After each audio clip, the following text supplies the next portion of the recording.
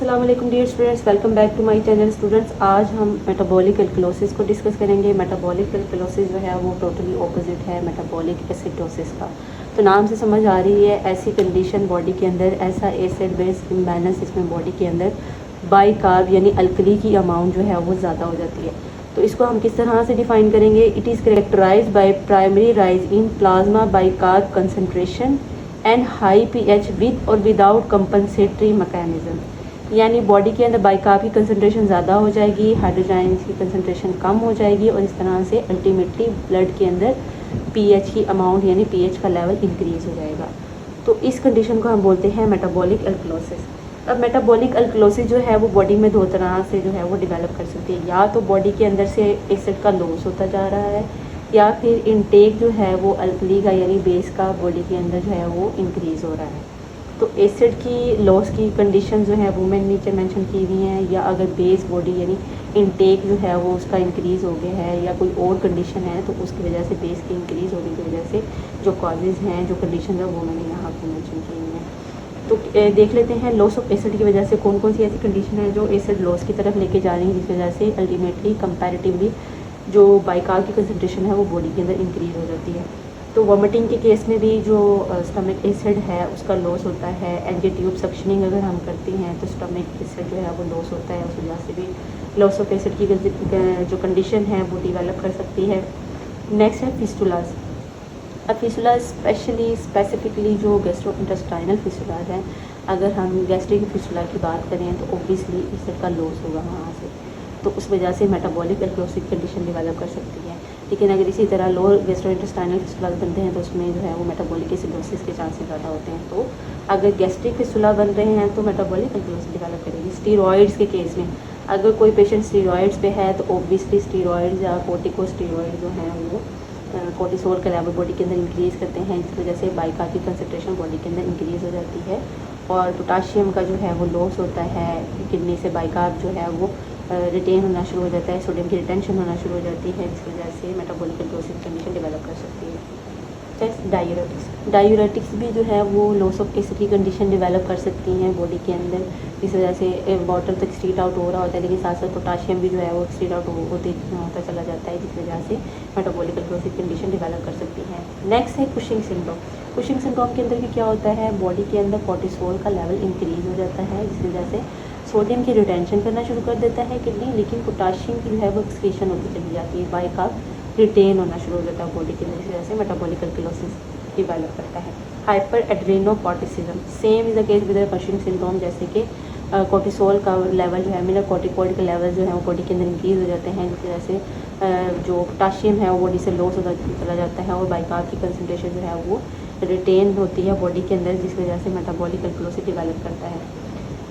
Student, दूसरी condition मैंने आपको बताई थी कि अगर बेस का लेवल बॉडी के अंदर इंक्रीज़ कर जाता है, वो कौन सी कंडीशन है? जैसे कि अगर आपका इनटेक है बेकिंग सोडा का, बेकिंग सोडा के इनटेक की वजह से अल्कली की अमाउंट बॉडी में इंक्रीज़ हो सकती है, जिस वजह से metabolic alkalosis. Intake of alkali, अगर अल्कली का यानी बेस का इनटेक आपका है, जैसे कि स्टमक एसिडिटी में या गट के पेशेंट्स को हम लोग एंटासिड्स देते हैं, तो वो क्या करते हैं, स्टमक एसिड को न्यूट्रलाइज कर रहे होते हैं, ठीक है। तो अगर एंटासिड्स का जो है वो लॉन्ग टर्म यूज़ किया जाता है तो वो भी बॉडी को मेटाबॉलिक एल्कलोसिस की तरफ लेके जा सकता है। Massive blood transfusion.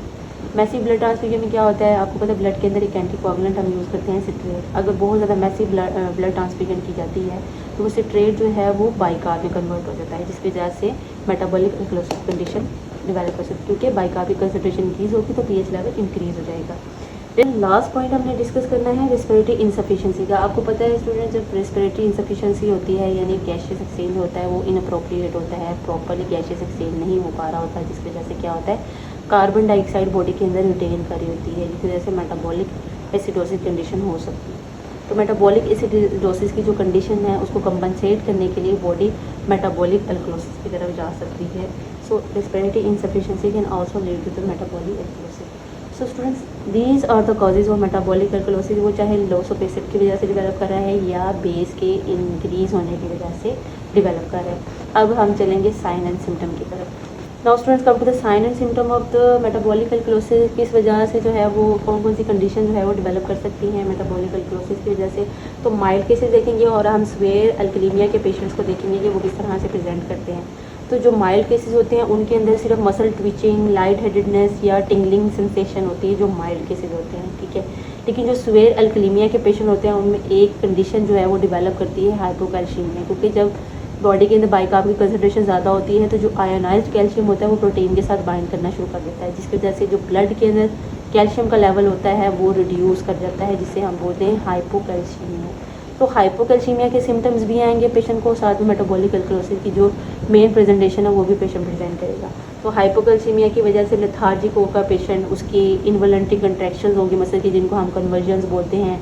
टेटनी की कंडीशन हो सकती है, टेटनिक सीजर्स हो सकते हैं, पेशेंट को सीजर्स की कंडीशन हो सकती है, डिलियम की कंडीशन हो सकती है जिससे पेशेंट कंफ्यूज होता है, उसकी मेमोरी प्रॉब्लम्स आ रही होती हैं, ठीक है। पेशेंट ड्राउजी हो सकता है, एपनिया की कंडीशन आ सकती है, ब्रेथलेसनेस हो सकती है, पेशेंट साइनोज हो सकता है, क्योंकि वॉमिटिंग का भी जो है वो पेशेंट को सिम्टम्स आते हैं। वॉमिटिंग की वजह से मेटाबॉलिक अल्कलोसिस डेवलप कर सकती है, तो उसमें साइमल्टेनियसली जो डिहाइड्रेशन की कंडीशन चल रही होती है उस वजह से हाइपोक्सीमिया भी हो सकता है, तो साइनोसिस की कंडीशन हो सकती है। लो ब्लड प्रेशर की कंडीशन होगी, पेशेंट बहुत ज़्यादा फटीग्ड हो सकता है, और अगेन वॉमिटिंग भी हो सकती है मेटाबॉलिक अल्कलोसिस की वजह से। नमनेस और टिंगलिंग की सेंसेशन जो है वो परसिस्ट करेगी, और नेक्स्ट पेशेंट कोमा में भी जा सकता है। This acid based disorder can also lead to the coma and convergence. So students, ये स्वेयर अल्कलीमिया यानी स्वेयर मेटाबॉलिक अल्कलोसिस के पेशेंट हैं जो इस तरह से प्रेजेंट करेंगे, तो इन साइन एंड सिम्टम को याद कर लीजिएगा। नेक्स्ट हम चलते हैं डायग्नोसिस की तरफ, किस तरह से हमने डायग्नोस करना है। जैसे कि स्टूडेंट मैंने आपको पहले मेटाबॉलिक एसिडोसिस में डिस्कस किया था कि आर्टीरियल ब्लड गैस एनालिसिस करवा लेंगे, जिसमें हमें पेशेंट की जो पीएच है ब्लड की उसके एनालाइज हो जाएगा कि पीएच लेवल इंक्रीज़ है या डिक्रीज़ है, तो एबीजीज में हमें पीएच का लेवल इंक्रीज़ मिलेगा। साइन एंड सिम्टम चेक करेंगे, ओब्वियसली ये माइल्ड केसेस और स्वेयर अल्कलीमिया के जो पेशेंट्स हैं उनके सिम्टम्स हमें बताएंगे कि मेटाबॉलिक एसिडोसिस है या फिर अल्कलोसिस है। सीरम इलेक्ट्रोलाइट करवाना बहुत ज़रूरी है ताकि हम सोडियम, पोटाशियम और क्लोराइड लेवल्स को आइडेंटिफाई कर सकें, इनके ये बहुत ज़्यादा हेल्पफुल होंगे हमारी डायग्नोसिस में। Urine chloride levels, so students यहाँ पे समझ लीजिए कि यूरिन क्लोराइड लेवल्स एक इस तरह का एक डायग्नोस्टिक स्पेसिफिक डायग्नोस्टिक टेस्ट है जो कि क्या करता है, उसमें हमें एनालाइज करने में हेल्प होती है कि जो मेटाबॉलिक अल्कलोसिस है वो क्लोराइड डेफिशिएंसी किस वजह से हो रही है, या तो वो वॉमिटिंग की वजह से, डायूरेटिक की वजह से हो रही है। अगर तो जो क्लोराइड लेवल यूरिन के अंदर है वो 20 मिली इक्विवेलेंट पर लीटर से कम है, अगर तो 20 मिली इक्विवेलेंट पर लीटर से ज़्यादा है तो इट मीन्स कोई हार्मोनल इशू है, यानी कि पेशेंट के जो बॉडी है उसके अंदर कोर्टिसोल के लेवल इंक्रीज़ है, ठीक है, मिनरल कोर्टिकोल, ग्लूकोकोर्टिकोल के लेवल इंक्रीज़ है, इस वजह से क्लोराइड लेवल यूरिन के अंदर ज़्यादा आ रहा है। तो यूरिन क्लोराइड लेवल्स भी हेल्पफुल हैं in the diagnosis of the metabolic acidosis. तो ये सिंपल सी इसकी डायग्नोस्टिक फाइंडिंग्स है, इसको आपने अच्छे से याद कर लेना है। देन हम चलेंगे treatment of the metabolic acidosis. Simple सी मेटाबॉलिक एसिडोसिस की मेडिकल मैनेजमेंट है जिसमें आपने पेशेंट की जो है वो इलेक्ट्रोलाइट रिप्लेसमेंट करनी है, आईवी मैग्नीशियम देंगे, पोटाशियम देंगे, नॉर्मल सेलाइन देंगे। ये क्या करेंगी, जो इलेक्ट्रोलाइट इम्बैलेंस है, पोटाशियम जो है वो बॉडी से एक्सक्रीट होता जा रहा है, मैग्नीशियम एक्सक्रीट हो रहा है, तो इन दोनों को हमने रिप्लेस करना है। नेक्स्ट हम करेंगे करेक्टिंग अंडरलाइन कॉज, कोई भी कॉज जो कि लीड कर रही है मेटाबॉलिक एसिडोसिस जो कि ट्रीटेबल है, जैसे कि डायरिया है, वोमिटिंग है, इन दोनों को हम जो है वो करेक्ट करेंगे। नेक्स्ट है डायूरेटिक्स, डायूरेटिक्स के ऑब्वियसली फिर हम क्या करेंगे, अल्टरनेटिव्स करेंगे।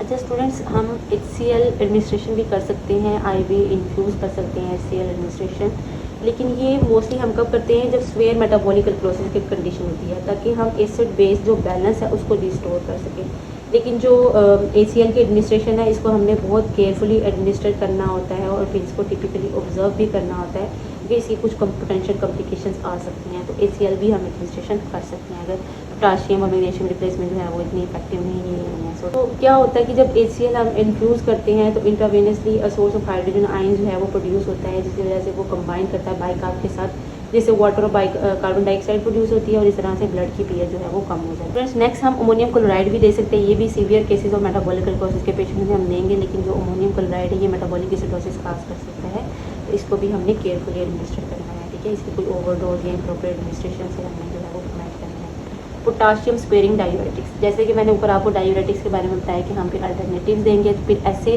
हमने डायूरेटिक्स इंट्रोड्यूस करने हैं जो कि पोटाशियम स्पेयरिंग हो, बॉडी से पोटाशियम को जो है वो एक्सक्रीट आउट ना करे, इससे कोई भी इलेक्ट्रोलाइट इम्बैलेंस जो है वो बॉडी में डेवलप ना करे। तो इस तरह से ये सिंपल सी इसकी ट्रीटमेंट है जो कि हमने मेटाबॉलिक एसिडोसिस के पेशेंट में फॉलो करनी है। आज हमने मेटाबॉलिक एल्कलोसिस को डिस्कस किया, जो कि एक एसिड बेस्ड डिसऑर्डर है जिसमें बाइकार्ब की कंसंट्रेशन ज़्यादा हो जाती है, एडेनाइन की कंसंट्रेशन कम हो जाती है और अल्टीमेटली पीएच का लेवल जो है वो बॉडी में इंक्रीज़ कर जाता है। इसकी हमने काजेज़ देखी जो या तो लॉस ऑफ एसिड पे डिपेंड करती हैं या फिर इनटेक है बेस का, एल्कली का, ठीक है, वो किस वजह से, कौन सी कंडीशन है वो हमने डिस्कस की। कुछ सिम्टम देखे जो कि मेटाबॉलिक एल्कलोसिस के पेशेंट प्रेजेंट करते हैं, देन हमने उसकी डायग्नोज किया और सिंपल से इसकी मेडिकल मैनेजमेंट को फॉलो किया। तो स्टूडेंट्स, मेटाबॉलिक एल्कलोसिस भी एग्जाम पॉइंट ऑफ व्यू से इंपॉर्टेंट है, इसको अच्छे से पढ़िएगा, अपना बहुत सारा ख्याल रखिएगा। Take care of yourself. अल्लाह हाफिज़, बाय।